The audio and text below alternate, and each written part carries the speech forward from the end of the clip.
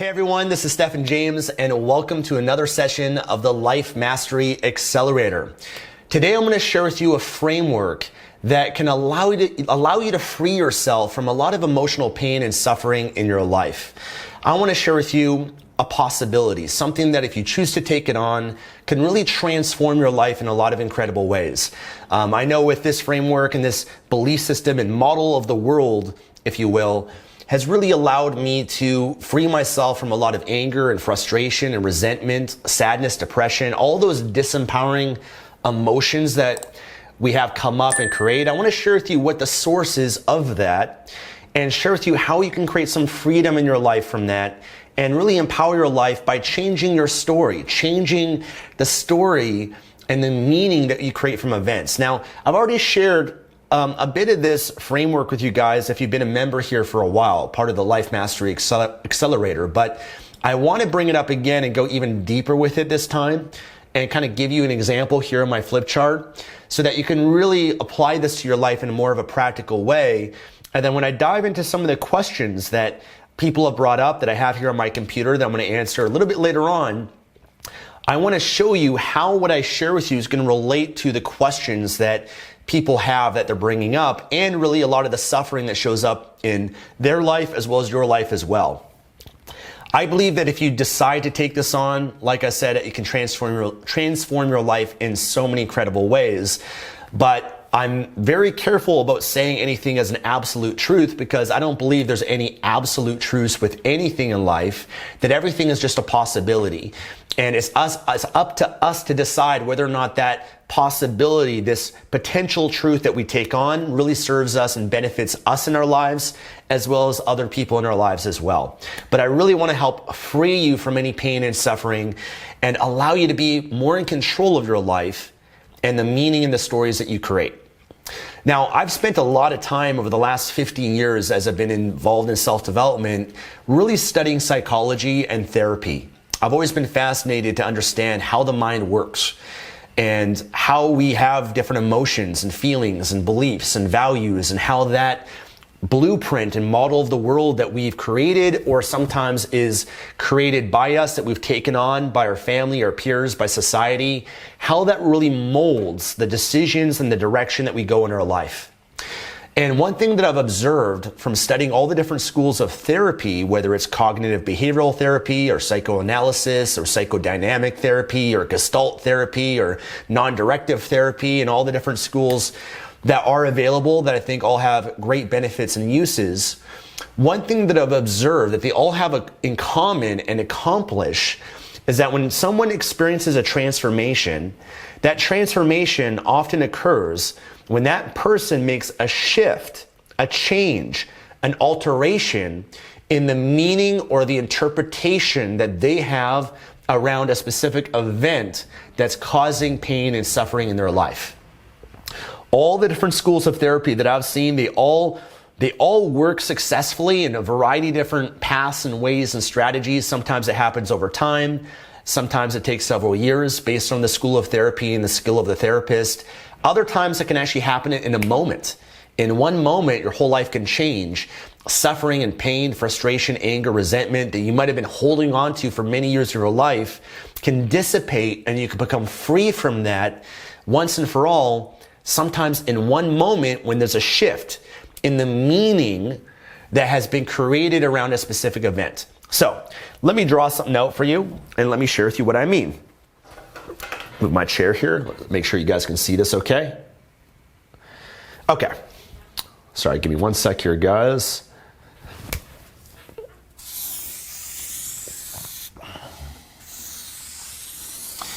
So in life, there's two things.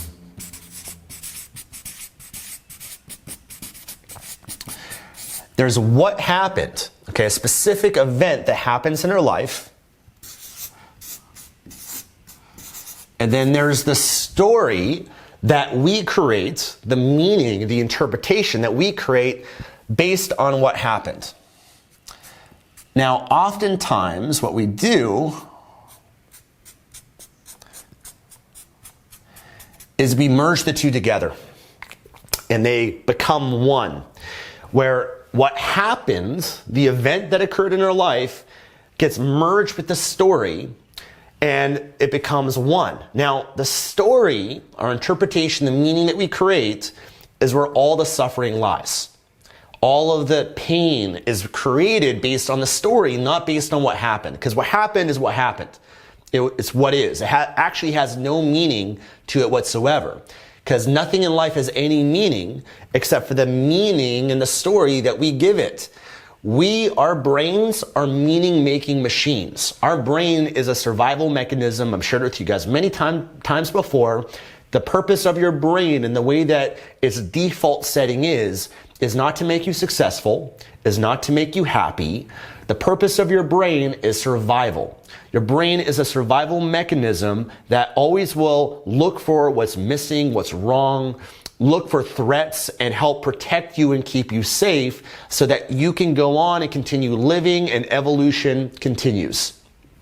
Survival of the fittest, right? So the brain is a meaning-making machine. And the freedom comes, my friends, when you can separate the two. When you can look at pain and suffering in your life, something that you have resentment, anger, trauma, whatever it might be around that event, and you can separate the two and realize that this was all made up. This is all made up by who? By you. We created that. So let me give you some examples.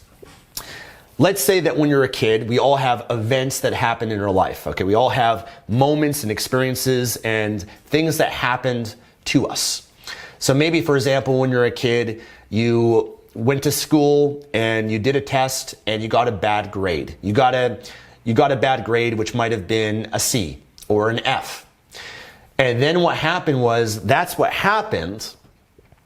But then you created a story that means that I'm not intelligent, or that means that I'm not good enough, or that means that my parents don't approve of me and love me.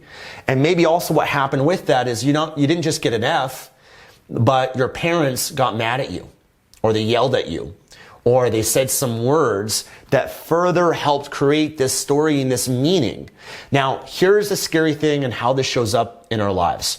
Let's say that that's what happened. You got an F and your parents said some things to you that you're not good enough and that's not acceptable, and that your teacher said that you're stupid and your friends said that you're stupid, and you made that mean and created a story in that moment that means that I'm not good enough. It means that I'm stupid. It means that I can never get anything right in my life. It means, it means that I'm not smart and academic and I don't have much of a future ahead of myself. Let's say you created all of that from that one event, that one experience. Okay, that's what we do when we're young and throughout our lives. Now what happens for you is now you continue living your life, but because you have this story from your past, it keeps showing up for you in your present and in your future. And so now what happens is now you're living your life and you don't really go for it 100% because now you believe that, man, if I get a bad grade, if I don't do it the best that I can, if I don't do it the right way, then it means that I'm not good enough, I'm not smart, and that I won't amount to much in my life. And you continue playing out that story from your past to your present, and it keeps showing up, and it prevents you from going for it 100%. It prevents you from, achieving your goals and your dreams and believing in yourself because you're still holding on to that. Does that make sense? Or another example could be anything from your past where with your parents, for example, let's say that your parents yelled at you or got mad at you or smacked you, or maybe they ignored you. And that's what happened, but you created a story that it meant that you're not enough. You're not good enough. It meant that, you're not loved. Your parents don't love you. And now you bring that with you into your future and your present in your life, always being fearful of not being enough. And that affects you in your relationships where things happen, other things happen, but you always default and come back to this story. Because when you have a story that you create, you always find ways to justify it and rationalize that story. You always find ways to find that it's true. Now, what will be true and real for you is never based on actuality. It's based on what you believe, because it's all a matter of interpretation. You can separate what happened from the story and realize that this story is just all made up. This is a story that you made up when you're young, and there's no correlation to that dictating and defining your future. But as long as you allow your past to dictate your future, there'll be no future. The future more or less will continue looking like the same of what it's been in the past because you keep running and playing that same story. So, my friends, the freedom comes when you realize that nothing has any meaning but the meaning that you give it. It's being able to separate what happened from the story. And just that awareness alone can transform your life. I've shared with you guys this before. 2 people, they lose their legs. They're in wheelchairs. One person, the same event that happens, one person from that event says, because this event happened and I lost my legs, I don't have any legs, it means that I have no future. It means that God is punishing me. It means that I'll never be able to have a woman or a man love me in my life because I don't have any legs. It means that I can never be successful now because I lost my legs. It means this, story. Who creates it? They do, you do, we do. Another person, same event, same thing that happened, different story. Doesn't have their legs, and they create a story and a meaning, an interpretation that this means that God is giving me another chance. That God must love me so much to give me another opportunity in life that I realize in any moment life can be taken away just like that.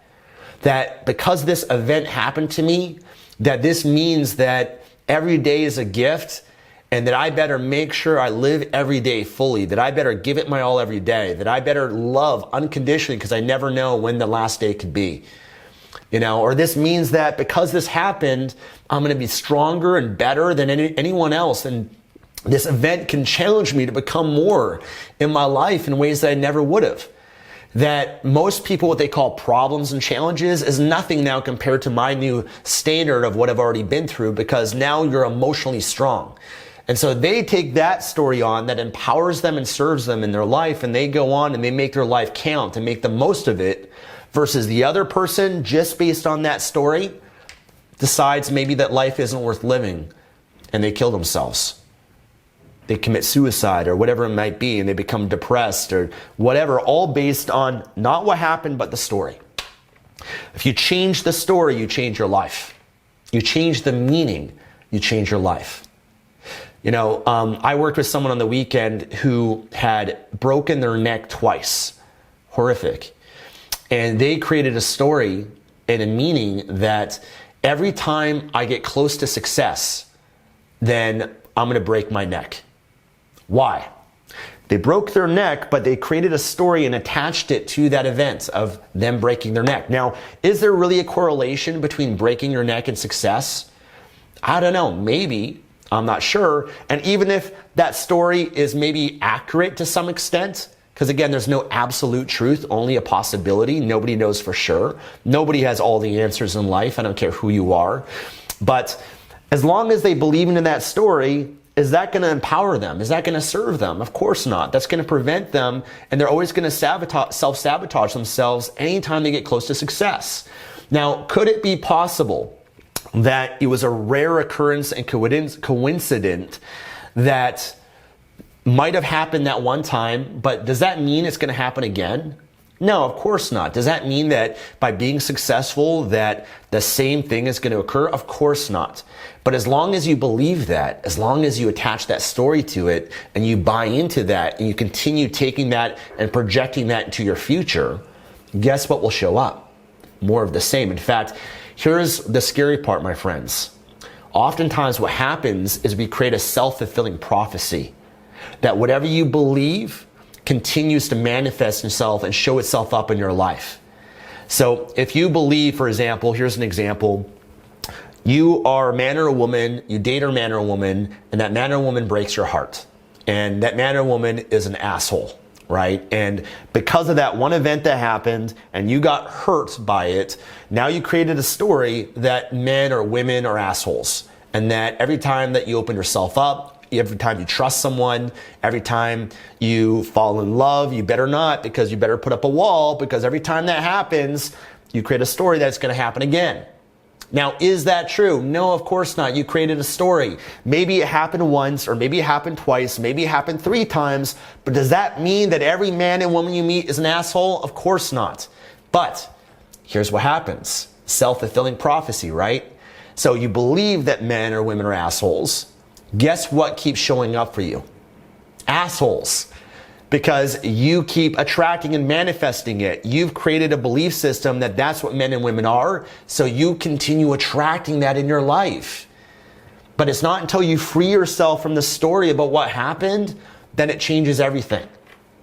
So you have to be careful about your interpretations of the stories. These things are happening unconsciously. Most of us aren't even aware that these things are occurring, and we live with all this pain, all this suffering, all this baggage that continues to show up for us in our lives. And that's why most people never have true freedom in their life. They never have emotional freedom because they keep running the same pattern that is showing up for them in their past. If you can change the story, change the meaning, you change your life.